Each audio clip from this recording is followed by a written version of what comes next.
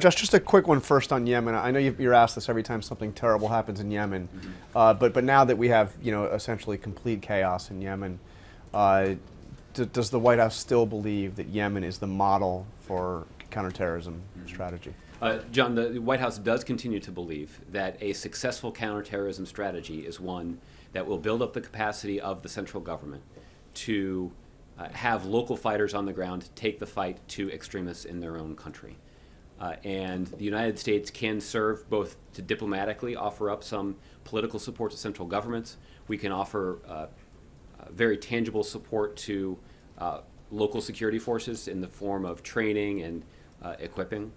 And we can also support the operations of those security forces through whether it's the deployment of ISR capability or even in the case of Iraq, military airstrikes. And that is a template that has succeeded in mitigating the threat that we face from extremists in places like Yemen and Somalia, and is a template that we believe can succeed in mitigating the threat emanating from Syria. I mean, that's astounding. You're saying that you still see Yemen as the model? I mean, the central building up the central government which has now collapsed, a president who has apparently fled the country.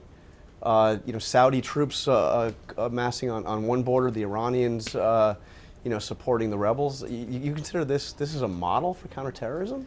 Again, John, what the United States considers to be our strategy when confronting the effort to try to mitigate the threat that is posed by extremists is to prevent them from establishing a safe haven. And certainly in a chaotic, dangerous situation like in Yemen, what the United States will do and has done is worked to try to support the central government, to build up the capacity of local fighters, and use our own technological and military capabilities to apply pressure on the extremists there.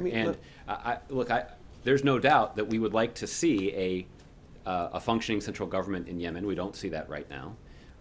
And that is why we're supportive of the UN-led process to try to put an end to the violence and instability, to bring the sides, all sides together to the table to try to resolve their differences, to build up the capacity of the central government, to build up the capacity of local forces, and to continue to apply pressure to extremists. What I will say is that we have not seen that kind of